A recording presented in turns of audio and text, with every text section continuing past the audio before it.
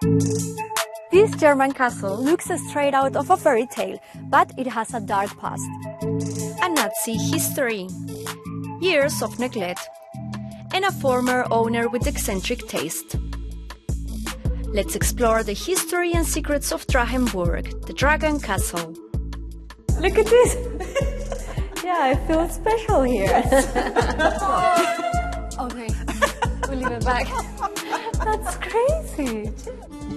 According to folklore, German hero Siegfried once slayed a dragon here. Hence its name Drachenburg or Dragon Castle. Thousands of people from all over the world visit Drachenburg every year. The castle, located a 20-minute drive from Bonn, was built between 1882 and 1884. It's perched on a hill with a commanding view of the River Rhine. The castle is also a popular filming location. Parts of Babylon Berlin, Germany's most expensive television series, were shot here. There are 3 ways to get to the castle: on foot, by car, or with the Drachenfelsbahn, the oldest rock railway in Germany. After a short ride, we arrive. Tour guide Gabi Brennig is waiting for me. She has been working here for 14 years. So, Gabi, let's start from the beginning. Who decided to build this castle and why? Well, a very interesting person called Stefan Sater. He was an innkeeper's son, and so he came from a low middle class family, but he shot to success at the Paris Stock Exchange by selling shares to build the Suez Canal. And with the new money, he bought the whole site to build his private home. Nice. Not bad at all.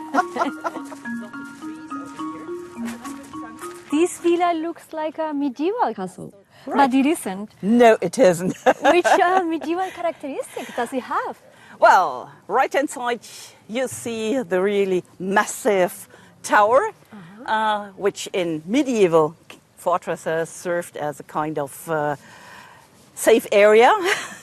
And between the tower and the living area, you have a building which looks a bit like a chapel from outside, especially because of the wonderful stained glass windows. And this is like a villa where the family used to live. Stefan von Sarter died in 1902. He had no children. The castle was sold off several times and transformed into a summer resort, a Christian school, and even a Nazi college. In the 40s, the Adolf Hitler School moved in here. Right. For how long they were here and what exactly happened? Well, for about 4 years, until the end of the Second World War. And, well, there were some 14 to 16-year-old boys up here who got some military training and political indoctrination as well, as you can imagine. We don't have much information about that time because there are hardly some eyewitnesses who could tell you what happened here. So they threw away everything, they destroyed all the files and all that. The castle's main entrance and the stained glass windows were damaged in World War II.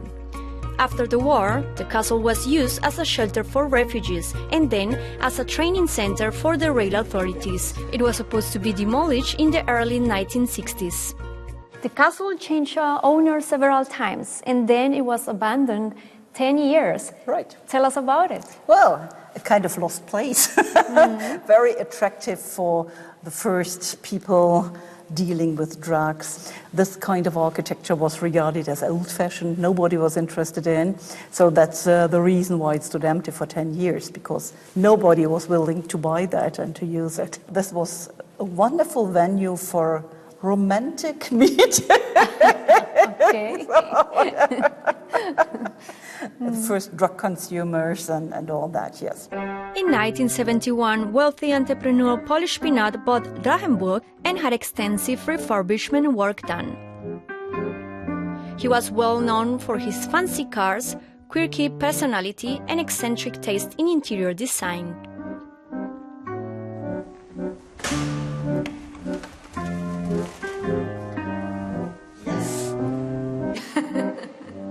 Gabi, come here. What do we have here?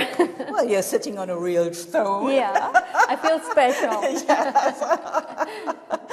So this is one of the pieces of furniture from the time of Paul Spinach or Spinat. Well, he always told the visitors that this was the throne of Louis XIV, but of course it wasn't, definitely, and that's the reason why our guests have the chance to sit on the throne and feel like a queen or a king. We head to the kitchen. It was restored by the state of North Rhine-Westphalia, which has been in charge of Drachenburg since 1989. Great attention was paid to every last detail. This is the original kitchen, of course refurnished, but we have a wonderful photo which shows the original interior of the kitchen, and it was possible to find the same things. For example, one of these boxes. Oh. This was used to store special things, and usually these old boxes were thrown away. And so it's very difficult to find some of the original. Oh wow, Gabi, look at you! Oh my God! To the kitchen, you know. Next, Gabi shows us some secret places inside the castle, like the servants' staircase, and the rest of the building too. It underwent 30 million euros worth of restoration work. Highlights include the grand marble staircase and many beautiful artworks. Filled with paintings of nudes, this room was once the gentleman's chamber.